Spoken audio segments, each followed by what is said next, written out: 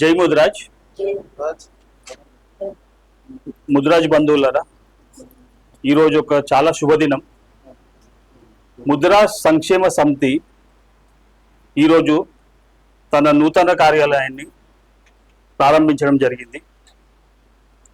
మీ అందరికీ తెలుసు, ముదిరాజ్ సంక్షేమ సమితి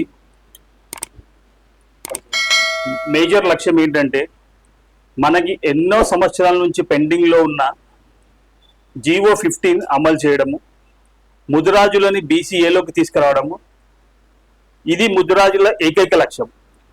సో దాని గురించని మేము ఈరోజు వేరే వేరే జిల్లాల నుంచి వచ్చిన ప్రతినిధులతో పాటు, మా ముదిరాజు బంధువులతో పాటు, అలాగే మా కన్వీనర్ గారైన నారాయణ గారు, మా ప్రెసిడెంట్ గారైన సురేష్ గారు, మా సెక్రటరీ గారైన మాల్గారు నరసింహులు గారు, అండ్ అనసూయ మేడం గారు, అట్లాగే గోపాల్ గారు, గంగాధర్ గారు అండ్ ప్రముఖ టీవీ ఛానళ్ళ మధ్యలో మేము ఈరోజు మా కార్యాలయాన్ని స్థాపించడం జరిగింది. మా ఏకైక లక్ష్యం ముదిరాజులని బీసీఏలో కడపడం.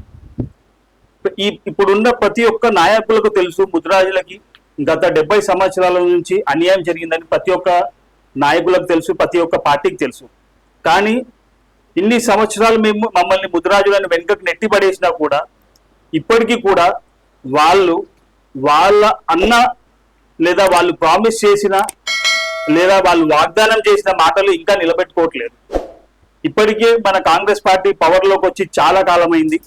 అయినా కూడా వాళ్ళు ముదిరాజులకు ఏదైతే 2009లో రాజశేఖర్ రెడ్డి గారు ఉన్నప్పుడు ఆయన బీసీఏలో కలపడం జరిగిందో, మళ్ళీ దాన్ని సుప్రీంకోర్టుకి తీసుకెళ్ళి అక్కడ 14 సంవత్సరాలు వనవాసం చేయించి ఇప్పుడు మళ్ళీ బీసీ కమిషన్కి వచ్చి 2 సంవత్సరాలు అయినా కూడా దాని మీద ఏలాంటి యాక్షన్ తీసుకోవట్లేదు. సో మా ముదిరాజ్ బంధువులందరికీ కూడా ముదిరాజ్ సంక్షేమ సమితి నుంచి ఒకటే పిలుపునిస్తున్నాము.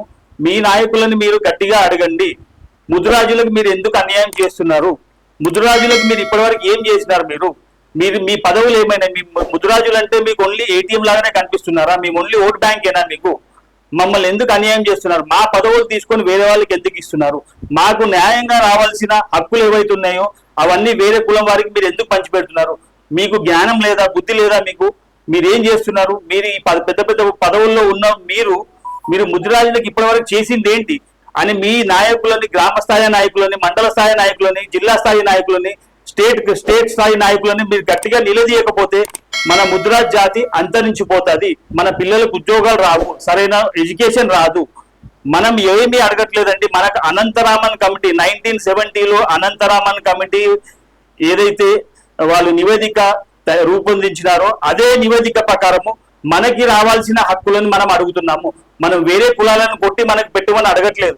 వాళ్ళకి వేరే కులాలకి ఎలాగైతే బైఫర్కేషన్ చేసి వాళ్ళకి రాజ్యాంగబద్ధంగా రావాల్సిన హక్కులు ఎలా కల్పించినారో అదే రకంగా ముదిరాజులకు కూడా మనకి బీసీఏలో ఉండవలసిన వాళ్ళని మనని బీసీడీలో నెట్టి పడేసినారు.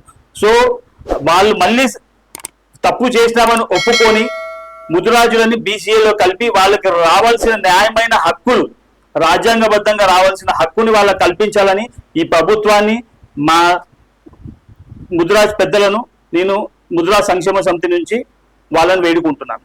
జై హింద్, జై ముదిరాజ్.